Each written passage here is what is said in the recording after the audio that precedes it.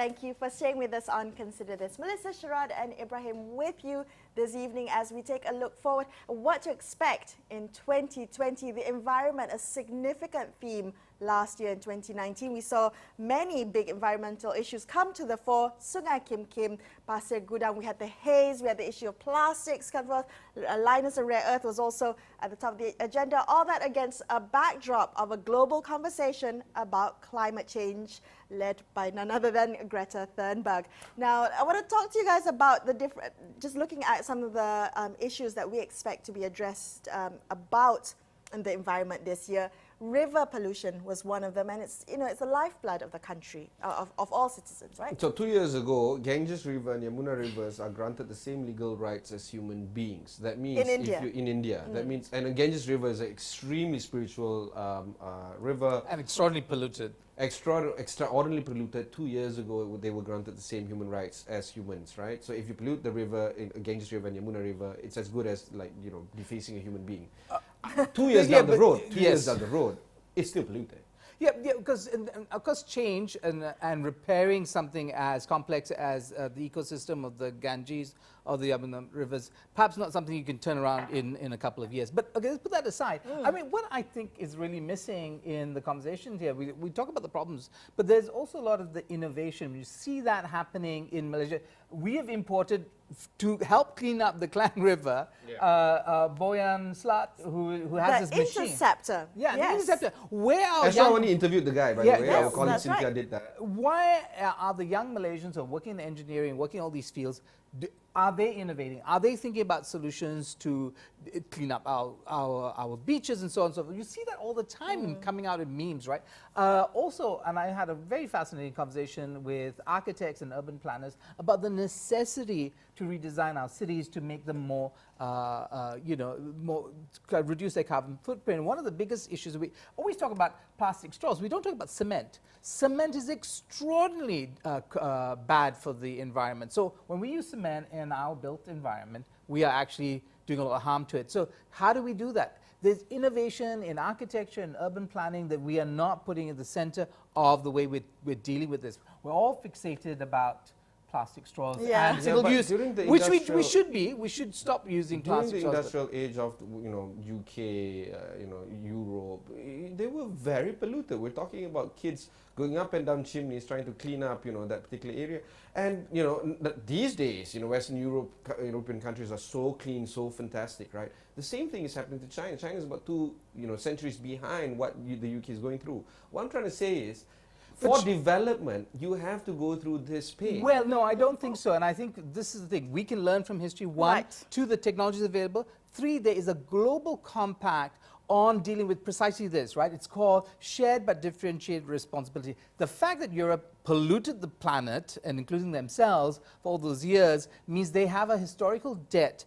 And that debt is supposed to be paid through a fund that will help many third world countries leapfrog in terms of technology so that we don't have to go through their horrible experience. And China, interestingly enough, is a leader in terms of pushing these new eco-friendly technologies. I just watched a program on Chinese engineers thinking about cities and how Chinese cities can cope better with flooding, and so on and so on. So actually, we don't have to go through the past in order to get to the future. Well, I think one consideration that we're kind of missing here as well is the legislation, right? Whether we have the kind of protection that the law affords, the kind of protection to go after polluters, to go after people who pollute rivers of the country. And we're talking about businesses who just dump toxins into the rivers that we all come to depend on for our water source, right? I mean, the Environmental Quality Act 1974, I think, provides for a jail sentence, but how many people have actually been put into jail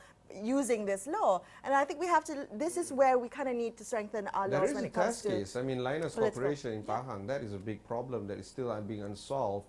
And the MP of Kuttan, which is where this whole problem is trying to get it done, but it doesn't seem to be very effective. Well, I think with Linus, we have a really curious situation, Ibrahim. And I think the government of the day has backtracked on its own promises to shut it down, right? And the question is, I've never heard this happen before. Well, they say that all the safety features are all there, but when it comes to something like dealing with toxic waste, the principle is you deal with it where it is created. So if it's created in Australia, it's mined, then deal with the waste in Australia. Don't transport it across the world with the real prospect of things, you know, ships sinking and toxins going into the ocean. All these things reduce the risk, treat it at source. But that is the general principle. We have now accepted as a fait accompli. I don't know why this government has backtracked on it.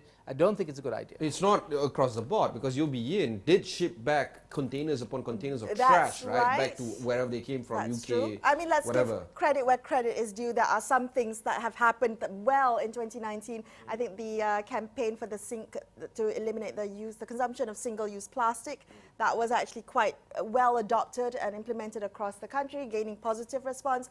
There are issues to do with plastics that we still need to address in this country, to do with pollution of our rivers, and all that kind of boils down to the bigger conversation that we're having about the environment, whether there is actual political will for this. Again, a part of everything that we've talked about in the show, against the backdrop of a slowdown in the global economy, against, you know, tightening of wallets around the country everywhere, against the backdrop of, you know, kind of instability with the global situation at the moment. Do you And shop with plastic bags or you bring your own bag? I bring my own tote I bag. do bring my own bag. What about your straws? Do you like have plastic straws? I deny myself. Really? Sometimes I forget. I have to say that's, you know, that comes with the mindset shift that we all have to do. It starts with this. But right? I like what you're doing, Ibrahim, because what you're doing is a solution-based conversation, right? Rather than getting overwhelmed with this, you know, that it's too big of a problem Yeah. for one person to tackle. What you're doing is having a conversation about, here are some tangible things we can do as consumers. Like literally right now, we can start doing it. Small things that we can do as consumers and as the media keep that So how conversation big is going. environment going to be in 2020? What do you guys think? I suspect it will be more of a grassroots movement as opposed to anything happening at the UN level, the COP25 level, which ended with, you know, nothing Nothing more being than signed, just a nothing- fizzle. yeah. So I think that it's down to people like us to make a difference with our habits every day, you know, turning off the electricity. Exactly, there you go. That's the end of the show for tonight. Thank you so much for watching. I'm Melisa Idris, with me Sharaad Kuttan, and joining us Ibrahim And Happy Sani. New Year, by the way. Looking forward to Yeah. a productive 2020. Thank you so much for joining us tonight. We will be back with you in another episode of Consider This.